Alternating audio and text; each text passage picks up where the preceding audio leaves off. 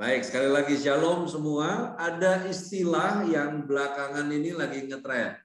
Yang mana istilah ini adalah flexing. Di mana flexing sesungguhnya berhubungan dengan otot manusia. Yang kalau dikutip dari kamus, di mana flexing itu merupakan sebuah aktivitas di mana seseorang menggerakkan ototnya sehingga menyebabkan kontraksi. Itu disebut flexing. Jadi sebuah aktivitas otot yang bergerak mencapai kontraksinya. Nah, itu disebut flexing. Namun ternyata kata flexing itu pada masa kini memiliki makna yang lain. Nah, sebagai istilah slang atau istilah populer, itu terkait dengan tindakan seseorang yang berurusan dengan pamer atau membanggakan sesuatu. Dan ketika saya memantau di media sosial, kata flexing memang lebih banyak digunakan untuk merujuk pada sikap pamer. Di mana arti kata flexing di tahun 90-an itu adalah juga bahasa slang dari kalangan anak-anak rap yang mana menunjukkan flexing itu diartikan menunjukkan keberanian, memamerkan keberanian, memamerkan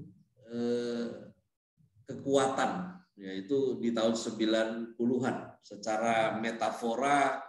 Kemudian tahun 2014 di mana dimulailah flexing ini digunakan istilah tersebut untuk orang yang suka memamerkan kekayaan yang sebenarnya tidak mereka miliki. Ya, ini tragis memang karena adalah benar di mana panca indera kita kadang bukan jaminan, ya, bukan jaminan sebuah penilaian yang akurat, di mana secara ekonomi ada pepatah yang mengatakan kemiskinan itu menjerit, tetapi kekayaan itu berbisik. Jadi biasanya semakin kaya seseorang justru semakin mengendaki privacy, ya, tidak ingin menjadi pusat perhatian. Nah, tidak jarang juga flexing ini digunakan sebagai strategi marketing yang ujung-ujungnya memang untuk mempengaruhi orang untuk sebuah produk atau program. Saya menyebutnya program, padahal ini produk tipu-tipu sebetulnya, supaya kelihatannya ya ini kelihatan baik, kelihatan bagus, dan dianggap kompeten kemudian. Tidak disangkal bahwa gereja Tuhan juga kemasukan virus flexing sebetulnya. Karena 10 tahun terakhir ini banyak orang menganggap kalau seorang hamba Tuhan itu diurapi, diberkati, maka skala dari ukuran tersebut adalah tampilannya. Secara kendaraan, pakaian, atau apa yang dia pakai. Dan itu kemudian disangkut pautkan sebagai sebuah standar di mana seorang hamba Tuhan diurapi. Nanti diukur dari mobilnya, diukur dari apa yang dia pakai. Ya nggak tahu sih belajar dari mana, tapi memang tidak kita pungkiri bahwa lama-kelamaan memang bukan gereja memberi pengaruh kepada dunia, tapi justru dunia beri pengaruh kepada gereja. Nah, ada hal-hal yang menjadi dampak negatif dari flexing. Antara lain adalah hidup orang yang flexing itu akan menjadi konsumtif. Beli yang nggak penting. Lalu kemudian memenuhi dengan cara di luar kemampuan. Akhirnya jadi nekat berhutang. Ini beda dengan suntikan modal untuk bekerja, untuk dagang, untuk bisnis, beda. Ini berangkat dari konsumtif, lalu kemudian jadi nekat berhutang, dan tidak jarang akhirnya berujung kepada rasa empati yang akhirnya mati. Ya. Saya merangkai kalimatnya kurang lebih begitu. Rasa empati yang akhirnya mati. Contoh, di mana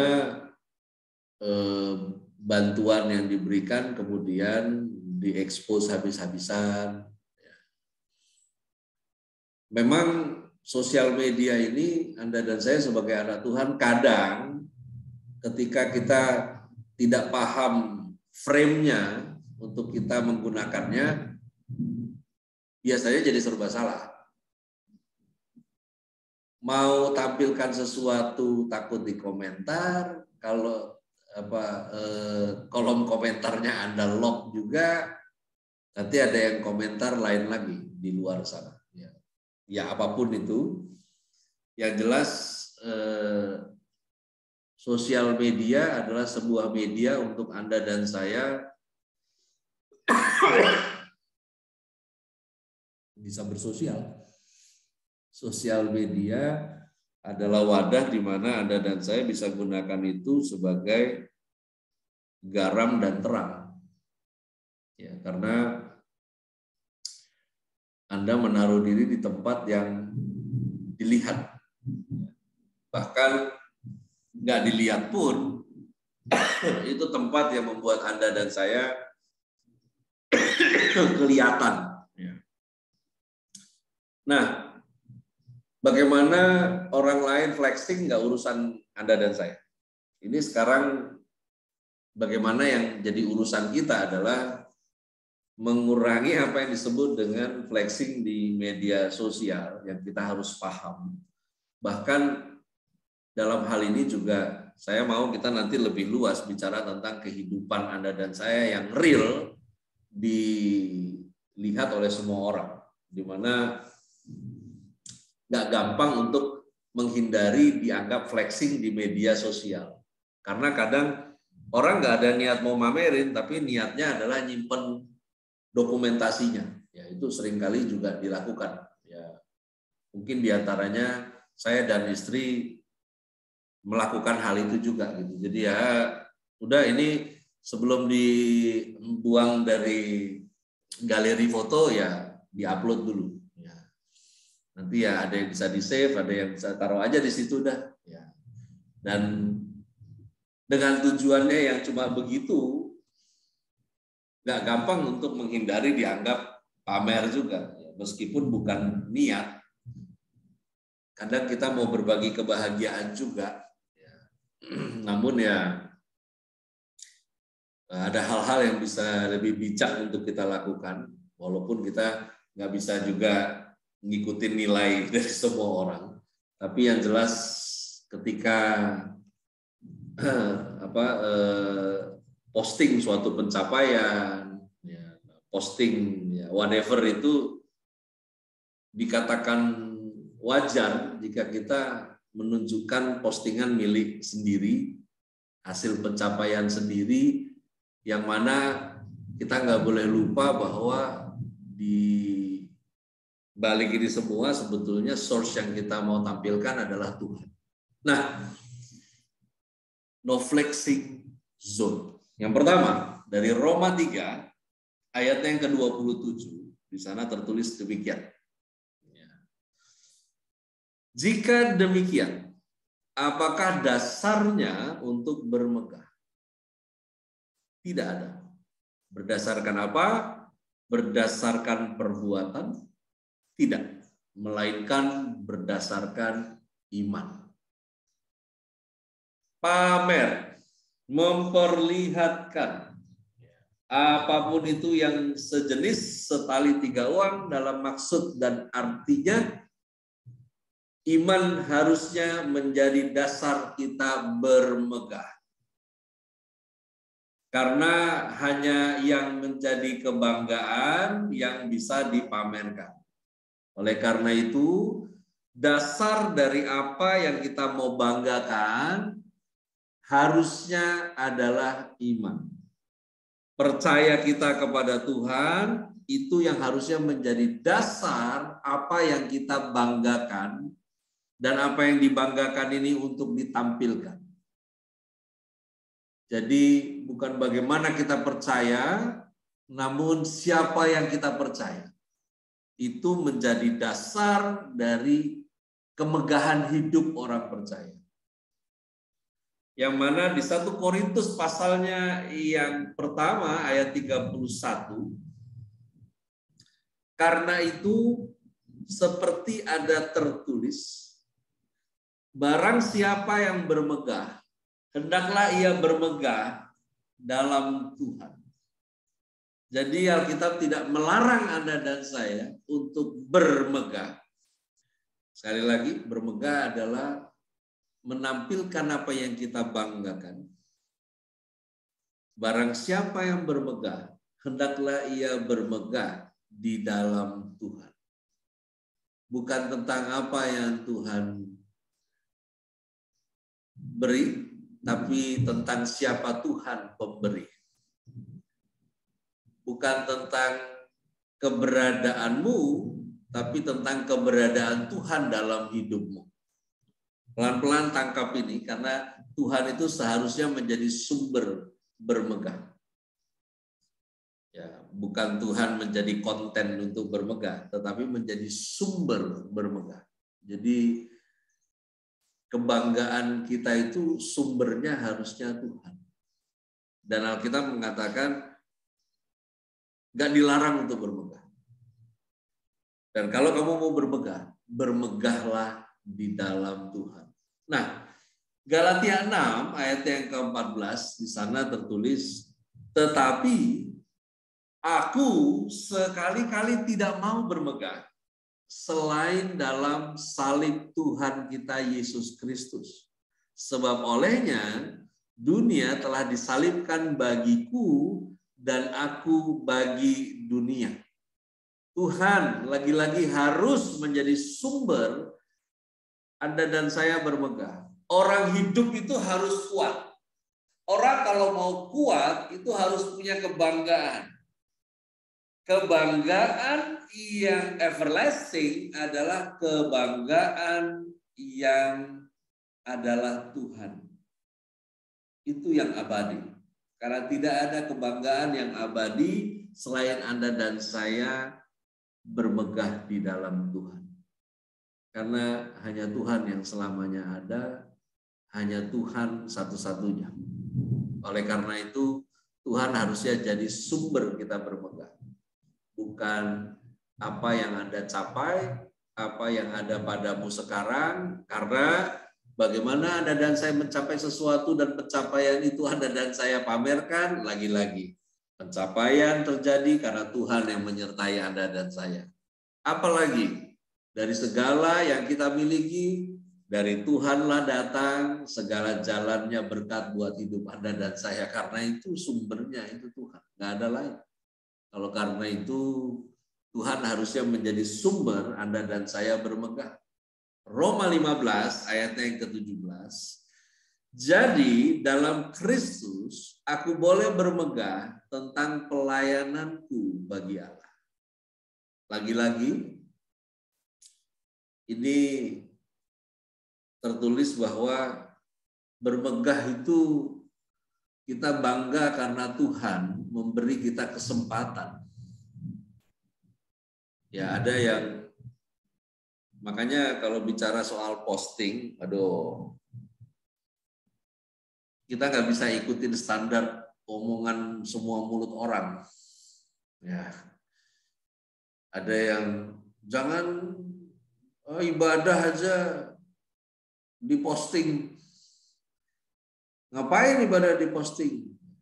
Ibadah itu harusnya disembunyikan saja. Ada yang bilang ibadah itu ibarat aurat, kurang ajar juga gitu. Apa hubungannya? Ya. Ditutupi ya, ngapain ditutupin? Ada ibadah disiarkan ya disiarkan aja. Kenapa? Tapi ya ini dia. Ya. Baiklah, kebanggaan Anda dan saya adalah Tuhan sebagai sumber kebanggaan itu. yang mana kita bangga karena kesempatan untuk melayani Dia Tuhan berikan buat kita. Nah, yang terakhir, nah ini penting.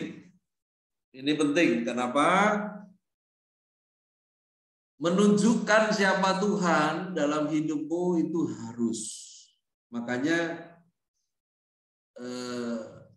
no flexing zone ini adalah tentang tidak ada lagi zona memamerkan tentang kita, tetapi memamerkan tentang Tuhan yang kita sembah. Nah, di dalam Matius 5 ayat yang ke-16, tapi sebelumnya saya masuk di poin yang terakhir begini. Apa yang kamu perlihatkan kepada dunia itu lebih penting daripada apa yang dunia lihat dari kamu. Ya. Perhatikan baik, lihat ini tulisan kalimatnya di sini bahwa apa yang kamu perlihatkan kepada dunia jauh lebih penting daripada apa yang dunia lihat darimu. Karena itu kita nggak bisa fokus kepada bagaimana dunia melihat saya. Nah, kalau Anda sibuk berfokus pada bagaimana dunia melihat saya, ya kamu berarti sibuk untuk dunia. Nah, Matius 5 ayat 16 di sana tertulis, demikianlah hendaknya terangmu bercahaya di depan orang, supaya mereka melihat perbuatanmu yang baik dan memuliakan Bapamu di sorga. Saya garis bawahi, hendaklah terangmu bercahaya di depan orang, supaya mereka memuliakan Bapamu yang di sorga. Oleh karena itu, pastikan saja yang harus menerima tepuk tangan dari apa yang Anda tampilkan adalah Tuhan. Karena itu apa yang kamu perlihatkan kepada dunia lebih penting. Kenapa saya bilang apa yang kita perlihatkan kepada dunia lebih penting? Karena niat kita itu yang Tuhan lihat. Dan niat itu yang penting. Pastikan saja yang kita mau lakukan adalah menampilkan Tuhan. Karena apapun yang Anda dan saya pamerkan, kalau bukan Tuhan yang akhirnya dipuji, berarti gagal apa yang kita pamerkan. Jadi ingat, orang Kristen nggak dilarang pamer. Tapi kalau apa yang kamu pamerkan nggak membuat orang tepuk tangan akan kedahsyatan dan kemuliaan Tuhan, kamu gagal. Ya. Jadi harusnya orang lihat kegiatanmu, orang lihat perbuatanmu, yang kemudian setelah itu harusnya pesan yang ditangkap adalah, oh Tuhan luar biasa dalam hidupmu. Tuhan dahsyat dalam menyertaimu. Harusnya ke sana. Bahkan di dalam keadaan yang tidak baik sekalipun, yang tidak stabil, di dalam keadaan di luar kendalimu, tapi ingat masih tetap di dalam kendalinya Tuhan, itu pun Tuhan yang harus diperlihatkan, bukan kamu. 2 Korintus 12 ayat 6 sampai 9. Sebab sekiranya aku hendak bermegah juga, aku bukan orang bodoh lagi. Karena aku mengatakan kebenaran. Tetapi aku menahan diriku supaya jangan ada orang yang menghitungkan kepadaku lebih daripada yang mereka lihat padaku atau yang mereka dengar daripadaku. Dan supaya aku jangan meninggikan diri karena pernyataan-pernyataan yang luar biasa itu, maka aku diberi suatu duri dalam dagingku, yaitu seorang utusan iblis untuk menggocok aku supaya aku jangan meninggikan diri. Tentang hal itu aku sudah 3 kali berseru kepada Tuhan supaya utusan iblis itu mundur daripadaku, tetapi jawab Tuhan kepadaku, cukuplah kasih karuniaku bagimu, sebab justru dalam kelemahanlah kuasaku menjadi sempurna. Sebab itu terlebih suka aku bermegah atas kelemahanku, supaya kuasa Kristus turun menaungi aku. Saya highlight ayat narasi ayat ini, di mana sana Paulus mengatakan, aku menahan diri supaya jangan ada orang yang menghitungkan kepada diriku itu lebih dari apa yang mereka lihat, supaya mereka nggak over ekspektasi terhadap diri, ya, atau dari apa yang mereka lihat atau dari apa yang orang lain dengar tentang diriku, kata Paulus. Dan Tuhan menolong dia dengan mengizinkan duri dalam daging itu dialami oleh Paulus, yaitu sebuah keadaan sakit yang gak kunjung sembuh, sementara dia doakan orang sakit, orang yang didoakan sembuh, sementara dia sendiri sakit gak sembuh-sembuh.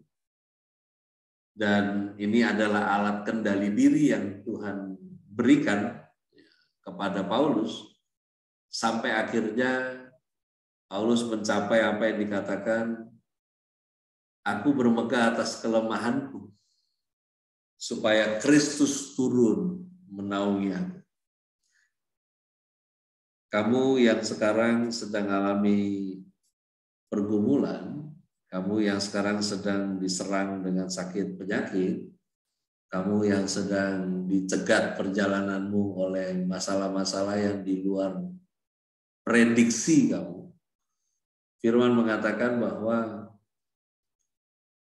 ini hanya alat bantu yang Tuhan berikan supaya Anda dan saya itu bisa menahan diri, sehingga kita nggak diperhitungkan lebih hebat dari Tuhan yang menyertai kita. Nah, ini penting karena bukan kamu tapi Tuhan yang harusnya diperlihatkan kepada dunia. Jadi apa yang kamu perlihatkan kepada dunia itu lebih penting daripada apa yang dunia lihat daripadamu. Apapun keadaanmu, di dalam Mazmur 37 ayat 32 sampai 26. Dahulu aku muda, sekarang telah menjadi tua. Tetapi tidak pernah kulihat orang benar ditinggalkan, atau anak cucunya meminta-minta roti. Tiap hari ia menaruh belas kasihan dan memberi pinjaman, dan anak cucunya menjadi berkat. Saya bacakan sekali lagi, di highlight di sana. Kulihat orang benar menaruh belas kasihan. Kulihat orang benar memberi pinjaman. Kulihat orang benar anak cucunya menjadi berkat. Apa yang kamu perlihatkan kepada dunia itu jauh lebih penting daripada apa yang dunia lihat darimu. Kalau sekarang orang suka bilang ya haters lah, orang bilang netizen yang maha benar, whatever itu. Karena demikian pastikan saja apa yang kamu perlihatkan kepada dunia adalah kamu mau, saya inginkan juga tepuk tangan itu buat Yesus, bukan buat Anda dan saya. Oleh karena itu, jangan sembunyikan diri. Dunia sedang ingin melihat, menyaksikan gambar dan rupa Allah yang real melewati hari-hari yang gak gampang ini. Anda dan saya orang yang dipanggil untuk itu. Jangan lari, jangan hanya mau flexing, ya, Anda mau memamerkan kebanggaanmu yaitu Tuhanmu hanya dalam keadaan-keadaan terbaikmu. Ya, karena sesungguhnya segala keadaan itu baik karena Allah bekerja dalam segala sesuatunya untuk mendatangkan kebaikan, dan jangan malu untuk itu. Karena banyak orang malu untuk tampil aslinya. Aslimu justru bisa membuat orang lain banyak terberkati. Karena itu, mari kita tetap berada di zonanya Tuhan di dalam kita memamerkan hal-hal dalam kehidupan ini. Karena iman adalah dasar kita untuk bermegah. Karena Tuhan itu harusnya menjadi sumber kita bermegah. Dan akhirnya apa yang kamu perlihatkan kepada dunia lebih penting daripada apa yang dunia lihat dari kamu. Karena itu mari fokus untuk menampilkan Tuhan melalui hidupmu. Ketika berkemenangan, ya, Tuhan tampil. Ketika kamu berhasil, Tuhan tampil. Bahkan ketika keadaanmu tidak baik-baik saja, tetap tampilkan Tuhan dalam hidup kamu. Karena untuk itu Anda dan saya dipanggil. Tuhan Yesus memberkati kita sekalian. Saya kembalikan kepada Allah.